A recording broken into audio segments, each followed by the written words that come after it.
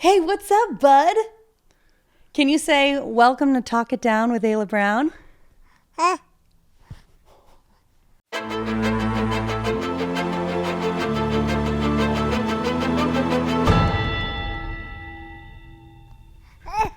Oh, wow.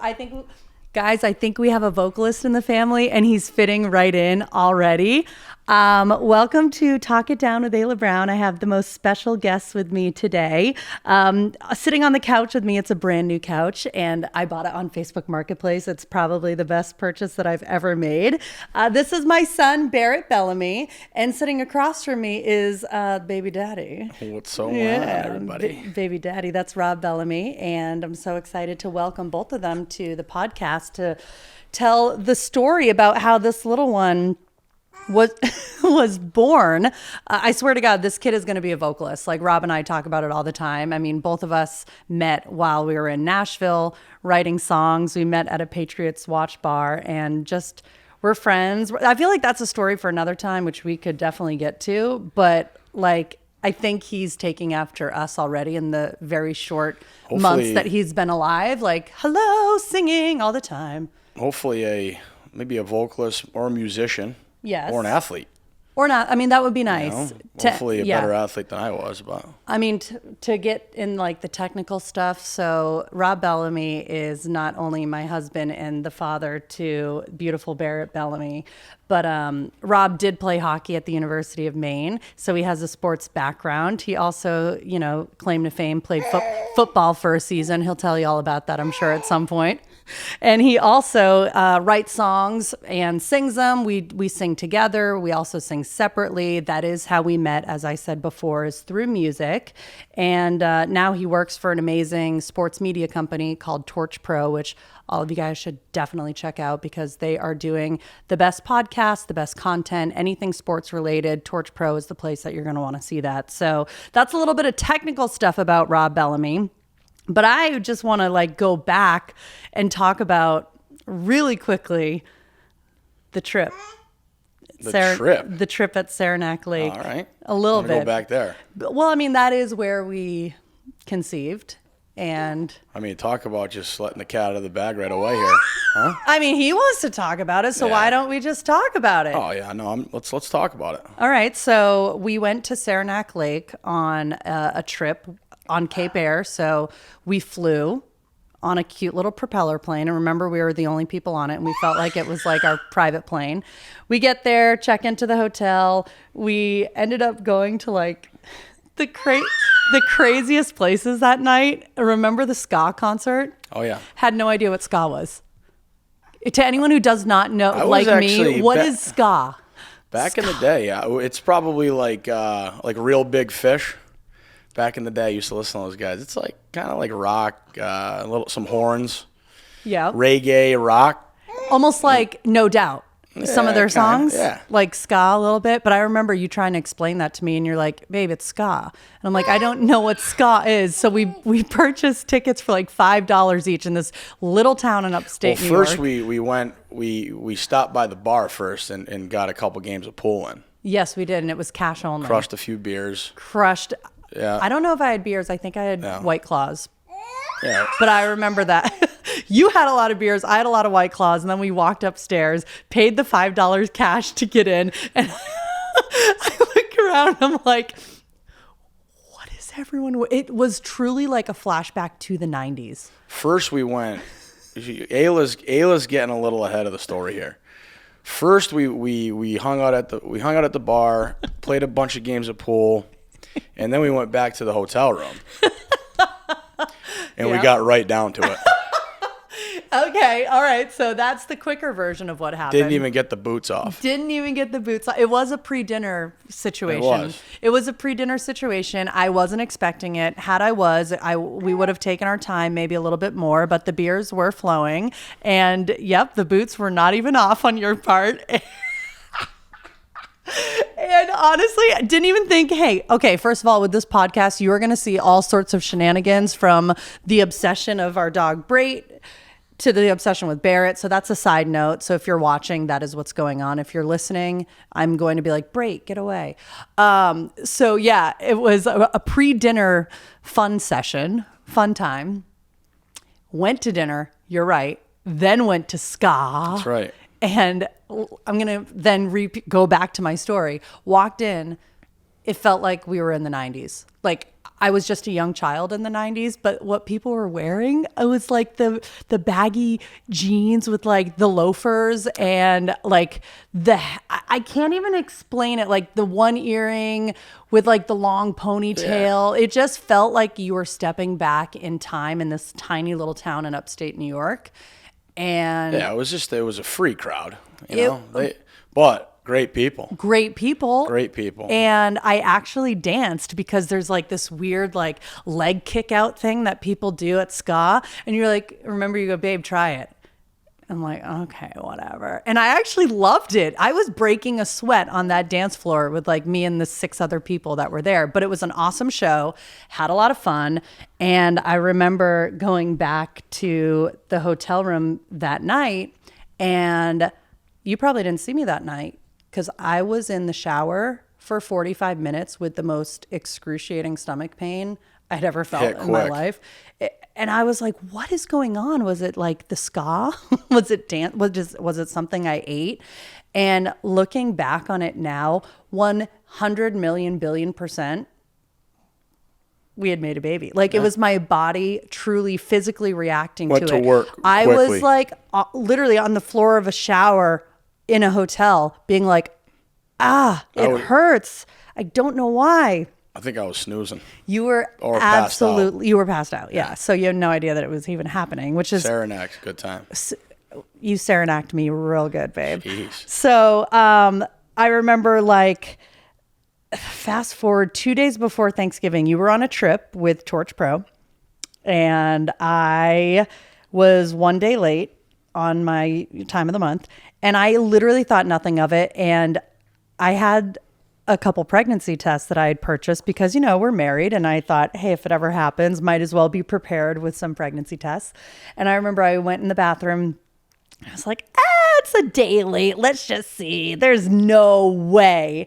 And went down, did some laundry, came back up. By the time I came up, the test it wasn't even a plus or minus. It literally said pregnant or not pregnant. It said pregnant. And the first person I called was my sister. She didn't pick up. Not even I was like, oh my God, who do I call next? Because the temperature had left my body. And I was like, what do I do? So I called the OBGYN office. I was like, someone help me. What do I do? And the woman was so sweet. She's like, oh my God, congratulations. You're pregnant. Let's get you in here. How about 6 weeks from now? And I'm like, how about tomorrow? And I didn't tell you. And it was the best decision ever because I ended up doing a little scavenger hunt for you when you returned. Yep. To give you the big news that we were expecting. What did you think of that scavenger hunt? Like when you walked in and you saw the first, because I had put like little notes. The first note was right on the door. You had done it before. I did. Yeah, you had done it before. Ayla got Peloton for the house, and yep. I forget what you did, but you it started at the front door. It's hey, I got something for you. Go check the bedroom. Yep. Wasn't up there. Got up to the bedroom, found another card, led me down to, I don't even know where the hell it was, maybe the guest bedroom, another present there. Finally get down to the basement, and Peloton was sitting down there. Yeah, so that was your engagement gift. Now the Peloton is just it's a clothes rack. It's a relic. Let's not talk about it. But I come home from this trip, same thing. Open up the front door, and I forget what it said, but it said, welcome home or something. I have a gift for you, or something, like follow the stairs upstairs to the bedroom or something. Yeah. Get up there, and a bunch of notes that led me all around the house, and finally all around. Do you remember the last note? No. What did it say? It said something like, the actual gift is somewhere in the kitchen. Oh yeah. Like, if you can find it, you'll. Yeah, I'm tearing through the fridge, cupboards, everything, and finally, I'm like, what the hell haven't I opened? And it's the oven. Duh. Literally, any woman I listening didn't- right now is like, duh, there's the bun in the oven. Why Yeah, wouldn't you go to the oven first? I wasn't even thinking about what was going to be in there. No, so you I thought didn't it was put- another I didn't put- Peloton. I didn't put two and two together. No. But finally, pick up the bag, look inside, and it's a positive pregnancy test. Yep. And just pure excitement through the body. Are you sure? You're being Oh, honest? Yeah. Oh, yeah. Why? You saw my reaction? I did, but I just want you to be completely honest because it's been enough time now since that happened. You know, Yeah. I just want to know like what truly went through your mind when you picked up because there was a onesie in there that said made in Boston or made locally, and then there was the pregnancy test. Like, were you thinking, oh shit? Or No, were you it was thinking, just oh my God? No, just immediate. It was just immediate happiness that ran through. Oh, thank you. Yeah, it was, and it was like I guess it was like a little bit of shock, but it wasn't like, oh my God, what the hell? It was pure happiness, and it was just the idea of just having a baby and being able to raise them together. And obviously we didn't know what the gender was at the time, but just, it's an exciting time. It's hard to explain it unless you go through it. I know. And I never, I wasn't sure if I ever wanted to have kids. Well, that's why I asked that question Yeah. because that was like a big moment. And that's what I think I was most scared of during the time is like, okay, we're married. He says he's not sure if that's what he wants, but at the same time, if it happens, it happens. So here I am thinking, okay, it's happening. Yeah. Well, I mean, I just think that you and I live very, on the go lives, and we're traveling a lot and doing a lot of music stuff, and when you have a baby come along, it's obviously a big priority. It's the only priority at that point. Right. And all that stuff kind of has to take a back seat. I guess if you let it, though. I mean, we'll get to that. Yeah, we're upcoming, definitely going to get to that. But it was just, in the back of my mind, I always just thought that I wasn't ready to have a kid yet because I just have so much stuff going on, and There's so much more to accomplish. I get that. Exactly. So, I kind of felt that way too. Yeah. In a way. But when it happened, it was just pure excitement inside. I know. We're going to have to show the picture of you holding that pregnancy test in the onesie. I've actually never seen a more genuine smile, and that's how I knew that it was real, that you were excited. Yeah. So flash forward, find out we're pregnant. We told our parents over Christmas. My mom unfortunately had COVID, so we had a very awkward, she had to stay through the door, but we really wanted to tell her because we needed to tell the rest of my family. So that was fun. And then we told your parents a couple days before. Yeah, we told them at Christmas. Yeah. And that was Christmas Eve, exciting. whatever, They yeah. couldn't have been more thrilled. Their firstborn, you having a baby and adding to their list of grandkids. And it's just like, what a moment for them. And for me, my sister already has a baby girl. And so it's just like, oh my gosh, adding so much love and life to the family. And so now the whole family knows. Then I tell my work. And then that was a whole ordeal too, because I was nervous as hell to do that. And I might have to do a whole podcast on that at some point because being a mom and or a future mom and not knowing if your job is secure and you're like, yeah, legally it is, but emotionally, this is really difficult to deal with. Now I know what women go through when they're working professionals and then they have to take a step back and not go to work for 10 weeks or 12 weeks or even more. So let's go to the moment because we have video of this. I'm very excited to kind of put this into the podcast so people can see exactly what happened the day that my water broke. But before we get there, I was a week late. I was so mad that I was a week late because we thought he was going to be a lot. I remember I thought I think his original due date was on your birthday. It was July 28th, wasn't it? July 28th or August 3rd. Remember, they were anywhere between July 28th and August 3rd. And I'm like, he's coming early. Yeah, I guarantee you he will be there on the 21st is what I told him. July 15th because they were just saying he's so big. So big. Yeah. And I'm a big girl. I'm just tall. I'm 6 feet tall anyway. But I was big. And I could have sworn he was going to come. You took up a craving for meatball subs, right? Everyone has cravings. No, Mine was no, you're not even kidding. It was meatball subs from the place down the street. Yeah. I know. I had a few What cravings. was the place called? Give them a shout out. Okay, Euromart. I'll give it right now. Wow. Euromart. I had meatball In Hingham, subs right? once a week, and I loved it. And they're like, the pregnant girl's back again, but I don't think they really knew how much of an obsession it was. But oh, hello. So yeah. Anyways, a week late. Thought he was going to come early. The hospital bags were packed, ready to rock for the entire month of July because everyone I knew had babies early.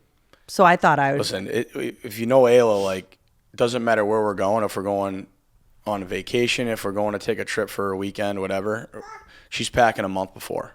Doesn't matter what it is. Don't matter. So Don't matter. Don't give the pregnancy the excuse. No, you're right. But I still was prepared and ready to rock. And so the whole week, I had already started my maternity leave from work because I really thought he would be here by August 3rd. So my maternity leave from the radio station started on that day. And I remember just twiddling my thumbs in bed being like, okay, maybe today's the day. And then it wasn't. Maybe today's the day. And then you had like a couple things going on with work. And I was starting to freak out because you're like, hey, babe, I have this, this performance. Can I go take it? And I'm like, is it within 30 minutes of the hospital? If so, I'll allow it. If not, get your ass home, because I was so nervous that you like wouldn't be around because it could have happened at any moment. And then on, wait, no. The OBGYN, you remember, she told me because I was a week late, they were going to have to schedule the induction. And that was something that really freaked me out. Like I didn't want that at all.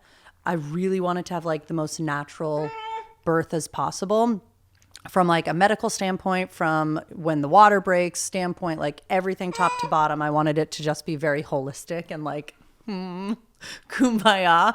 A lot of it was not and kumbaya, but we'll get to that. And I remember she called us in on a Monday and she's like, hey, it's 6 days. Tomorrow's day 7 of you being late. We're going to schedule the induction for tomorrow at the hospital. Sorry to do that to you. And I was like, oh no. We have baby falling. Jesus, babe. Sorry. And I was like, oh man, I really don't want it. So Tuesday morning, wake up, and I end up saying, I'm going to have a me day. If this is going to be the day that I'm going to be like going through induction, like I'm going to go just do what I want. So I went to Supercuts. Shout out to Supercuts. To just like go get my hair shampooed and blow dried. Because I was like, if I'm going to go into the hospital, I want to look cute. So I did. I'm sitting there in the chair. They rub my head. They do the whole thing. And mind you, I'd been trying to induce myself with all sorts of stuff for the entire month to try and, all the wives' tales was doing. And I had scheduled a nail appointment. And then I went and ordered lunch. I'm sitting on the couch downstairs eating my lunch. And all of a sudden, I swear, the feeling is like a rubber band breaking. That's the only thing. Like if you pull a rubber band too tight and then that's what it was like when all of a sudden I felt that inside of me. And I was like, is that the water breaking? And I like looked down. I'm like, I don't know. But I ended up standing up and walking over to the kitchen counter and I leaned over and it just waterfall or just all over the kitchen floor. And that's when I called you. Yep. You ignored my call. Ignored my call. Screened it. Right. And I really would love for you to tell people why you screened the call when we are in, 0 to 100 land here. Yeah. Well, I had a me day myself. And Yeah? I was at a place where probably anybody who knows me, my friends, family, anybody, would be the last place they think I would be. Yeah. Can you tell everyone where you were the moment my water broke? Because I almost still don't believe it. I need video proof that you were at this location. I was at the town library. Tufts Library over in Weymouth. What were you doing at the library? Why? It's a beautiful spot over there. They got some nice quiet rooms to do some work, and I just feel like I get the most productive there. And unfortunately, it's part of the story. It's actually a great part of the story, because I remember when I was first telling friends like where you were, because everyone has the like, oh, I was here when my water broke story. My husband, first of all, screened my call. Second of all, was at the library. Yeah. Third of all, did you even have a bag packed? Mental sweat. I didn't have a backpack. Right. No, of course not. Because you had them all packed. No, I didn't. I didn't have your bag packed. And I remember I was obsessed with that once you finally got home. So This is the difference between Ayla and I, though. Ayla will be packed for 3 months, and I'll pack 20 minutes before we're going to leave. Right. So what were you going through mentally, speaking of mental sweat, when Honestly, the phone call finally came in? It was just a rush of, not anxiety, but it was just like a rush comes over your body of just like pure excitement and rushing home as quick as possible. But in the back of my mind, I was like, okay, her water broke. We're going to be in and out of the hospital. And that was at 12:45-ish, I think. We left for the hospital at 1:30. 1:30 in the afternoon. Yes. And we have all the footage. We'll have to share some of this stuff. So absolutely will. I got home, and Ayla's all excited, and we're both excited to get there. And mind you, the people at the hospital said don't overpack. Oh, for sure. Right? Right. No, of course. Don't and I'm overpack. packed 3 weeks. So we get there. We get to the hospital around 1:45, 2 o'clock in the afternoon, and we show up like we're moving in. Absolutely. How many bags do you think you brought? 6. At least. One was just of snacks, and I'm totally fine with that. They were stunned when we walked in. They literally said, okay, your water broke, but we might be sending you home. And I said, no, you're not, first of all. Second of all, I'm strep B positive, so you have to take me. Third of all, I'm high risk because I actually had a lot of blood issues where I had to like shoot myself with Lovenox and heparin. So that's like the third reason. Fourth reason, I was like, excuse me, do you guys have the soaking tub available? Because I'd like to do this holistically. Do you remember that? Yeah, do I ever? Oh my God. They were like, okay, we have an earthy, crunchy type. Yeah. Guess what? We have a high maintenance type. No. But it's okay. You can call me high maintenance. I know. But I really wanted to, like, my birth plan was to almost like labor the entire time in a soaking tub, because I had read that like alleviates a lot of pain. The soaking tub was already taken up by another earthy, crunchy mom like me. So sadly, I didn't get that. And they only had one at the entire South Shore Hospital. But they gave us like the biggest room in the world. They're like, listen, we don't have the soaking tub, but we have a room with a huge shower. So you can like labor in the shower. We're like, sold, give it to us. And went in there. They finally allowed us in with all of our bags. I'm going to let you take over because some of it is blurry, but all I know is that we got in there at like almost 2 o'clock, and you thought that we were going to have a baby instantly. And so did I, honestly. Yeah. I mean, when you're going through the pregnancy process, they don't really explain the day that you actually. Because everyone's day is so different. Yeah, the water break. Like, yeah, everyone's day is so different. So, like, when we got there, Ayla's water had already broken. We walk in, they get her all set up. And I'm like, wow, we might be able to make it home for dinner. Oh, yeah. Theoretically. And just couldn't be further from the truth. No. And like it's a waiting game. It's a waiting game. And like Ayla said, she wanted a natural birth, and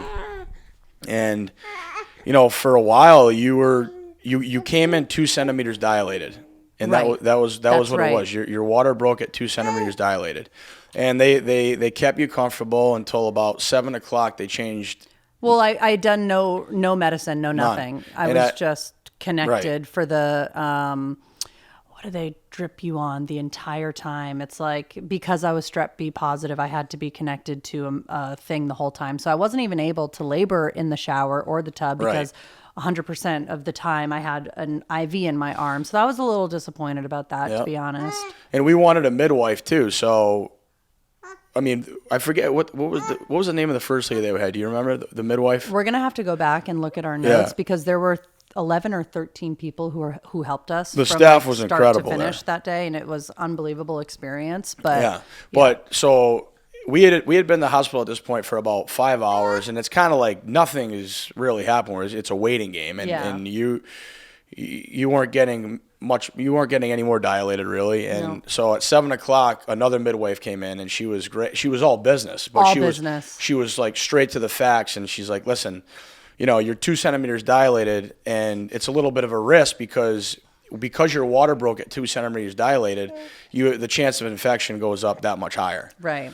So you were kind of devastated because you wanted a natural birth, but they wanted to kind of kick the contractions into gear. So they brought up Pitocin as an option, and she talked about, how it would kind of move the labor along a little bit and move the contractions along a little bit. Yep.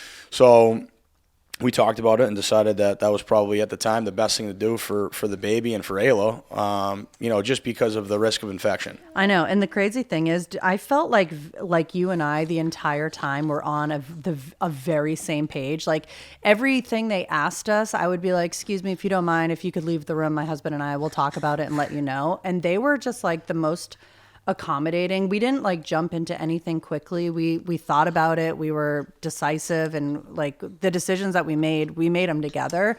And that like makes me really happy that we were just on the same page. But yeah, finally agreed to the Pitocin, and it was almost instant that the contractions started, and they didn't stop, and they got intense and painful. And I just got pooped on, guys. This is... Oh my. Are you serious? Buddy, that is... Oh my God. I love you so much. I'm so proud of you. That's got to be a sign of relief right there. Oh, he probably feels amazing. I mean, wouldn't you? The opposite the way that this story is going right now.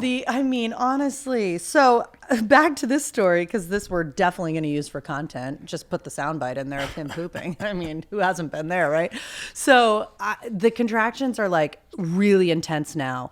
And at 8:30, was it 8:30? Or no, 11 o'clock p.m. So I started Pitocin at 8:30. Yeah, by 11 p.m. You're skipping over a lot here. What am I skipping over? So Ayla, she went on Pitocin at about 7:30, and I mean, they went into complete agony within like an hour. Yeah, it was really painful. And like, I hated it.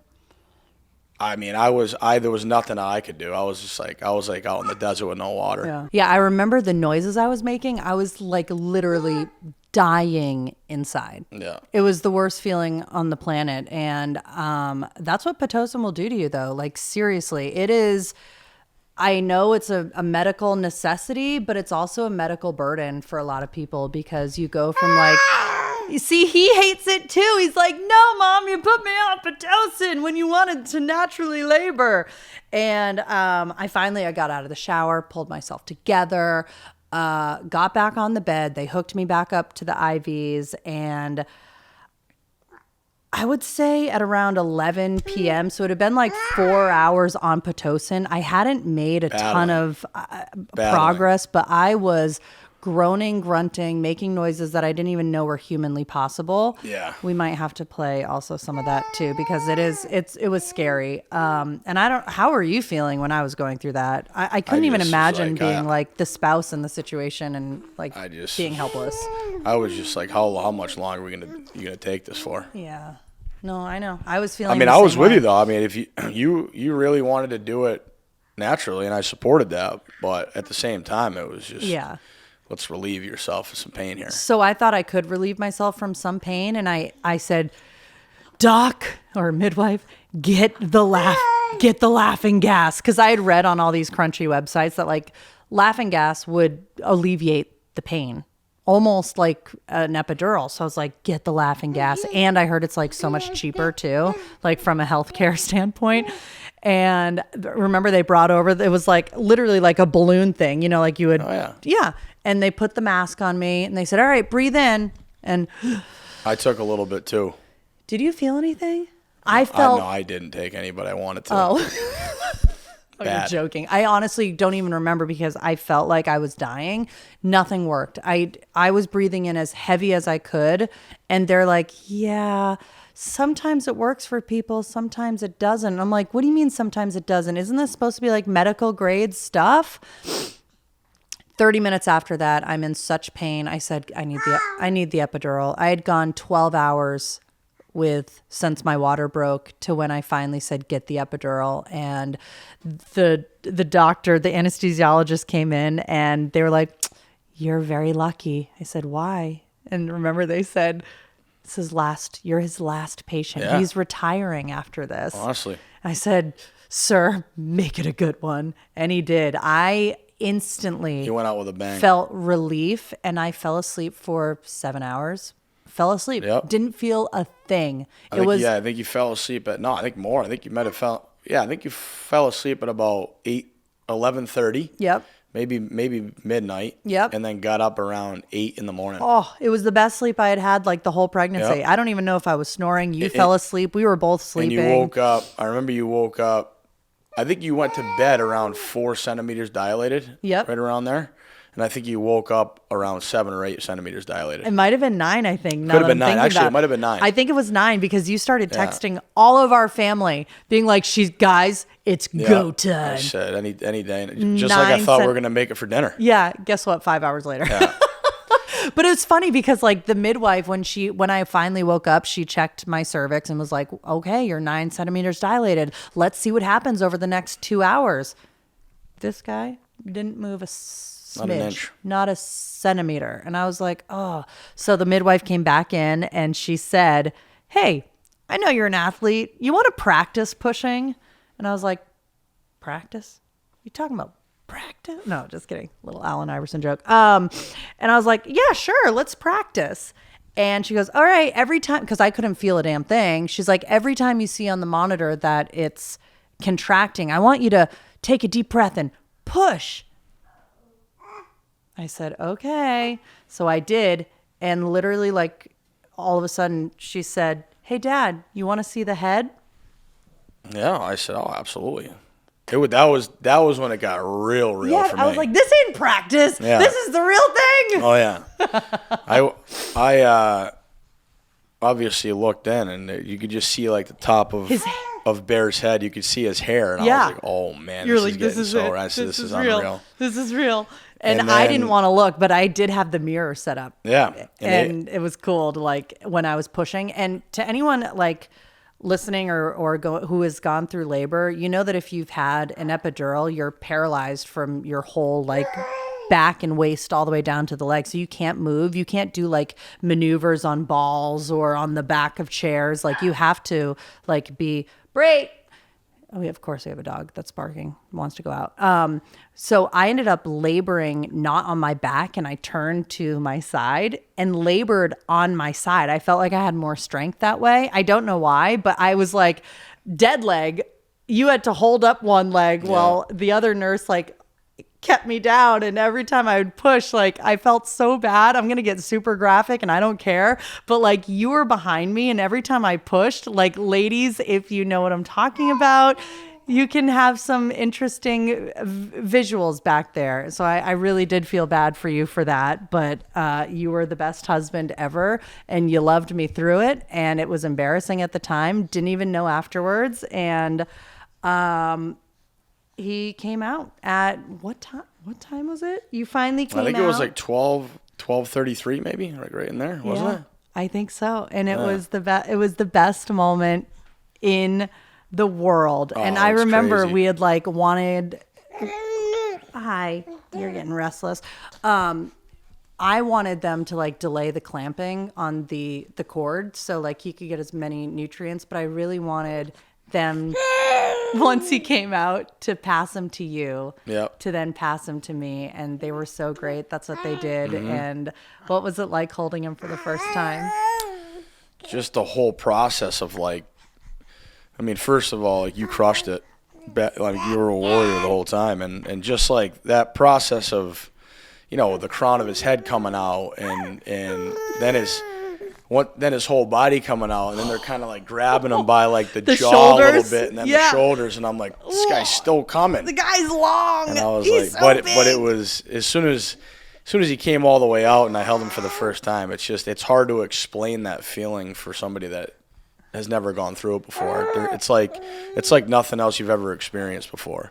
And then they clean them up, and you get to hang out with them. Yeah. And then make them look all fresh and new. Yeah. And then they're like, hey, parents, here you go. Have fun for the rest of your life. Yeah. And we were blessed that he was a healthy baby. I mean, I know that we're lucky because not a lot of people, a lot of people get to experience that, but there's a fair amount of people out there that, have their issues and have some struggles. And I feel horrible for people like that. And, we were lucky and blessed, and he was healthy, and he's been incredible ever since. What's been the easiest part of being a dad and the most difficult part of being a dad so far? I don't know. It's all been just fun. I think going into it, you just have to. You got to have patience. If you don't have patience, then you're shooting yourself in the foot right off the bat. Yeah. That is something I've definitely been tested on and worked with already and since his birth. I'm not the most patient person, and like having to wake up 6 times a night to that's hard. Overall, he's been eating great and sleeping pretty well. For the most part, he's been sleeping pretty good. The last few days, he's been really getting under our skin, but just like you get frustrated when he's crying to come feed him or something, and you're like, it's the middle of the night, it's 3 a.m. or 4 a.m. It's right. like, God. But then you get down there and he cracks a smile at you, and it's just, how can you stay mad? It's the best feeling when it's pitch dark and he literally bawling hysterically, crying, hungry, and then you turn around the corner and he goes from this to It's. I do think as a parent, seeing your baby smile at you is one of the best feelings. Yeah. The best milestone so far was when he smiled for the first time. Yeah, that was a great one. And it's been the best ever since, because now you can see his emotions differently than when he was just a newborn and was like, eh. I know. He really is showing personality, and you can tell when he's happy or sad or mad or glad. And yeah, and he's been awesome. We've incorporated him into pretty much everything that we do. Everything. We had him out on day 3, I think, and haven't looked back since. And I mean, not to say that that's the way to do it, but that's just the way that we did it. Every parent's different, and we're not telling you how to do it any particular way. But we've just found so far that he's been great around people. He's kind of been acclimated to a lot of different situations, and I think in our eyes, our opinion is, I think it's helped him out a lot. And it's been awesome. He's been pretty well behaved in his first 6 months of life. Yeah, he has. Where's the craziest place you think we've brought him so far? Do you know?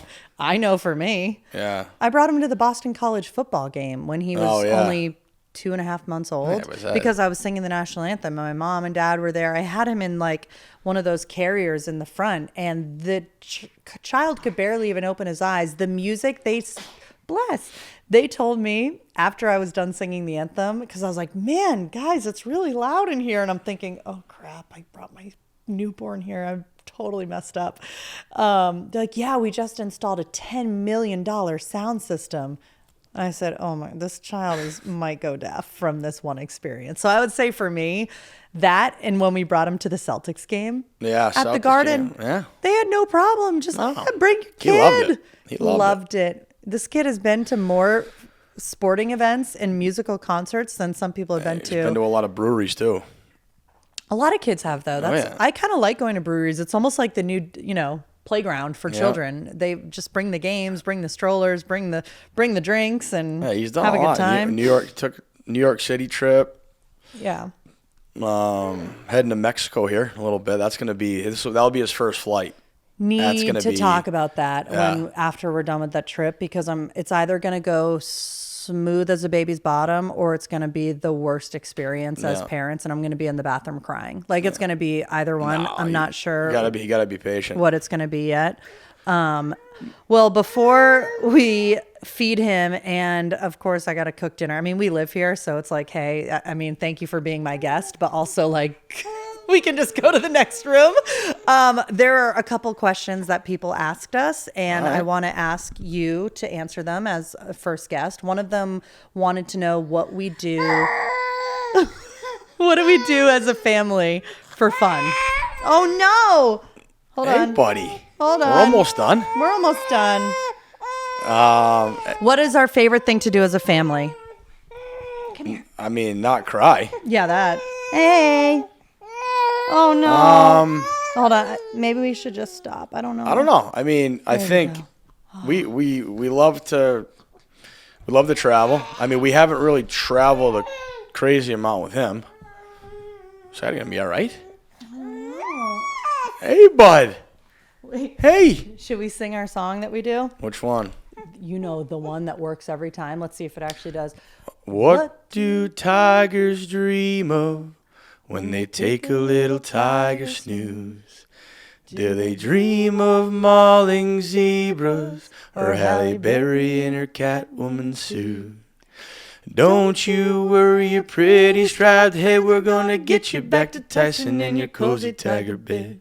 Then we're gonna find our best friend Doug, and then we're gonna give him a best friend hug. Doug, Doug, Doug, Doug, Dougie, Dougie, he loves it. And if you've been Mauled by crystal meth tweaker, calms him down every time. Then we're shit out of luck. Every time. Guys, if you're looking for a baby's lullaby from The Hangover, guys, the movie The Hangover, do that song. It works every time. But, yeah, quickly, we got to get this guy some food. I know, we got to do it. We're just answer a couple questions. We like to travel. We like to go to breweries. We like to, I mean, I don't know. We get out of the house quite a bit. Yeah. He's coming to some of our gigs now. And oh, yeah. I think that's the coolest part is, like, seeing him out there with, like, my mom holding him. And, like, he's just in part of our lives 1,000,000%. It's the best feeling in the world. And we like to, I mean, we bring him to family too. I mean, Ayla's parents live up north, and my parents live out west, Western Mass. So we like to get out there and you know, share him with family a bit. So. And also to end, I would say favorite thing to do as a family.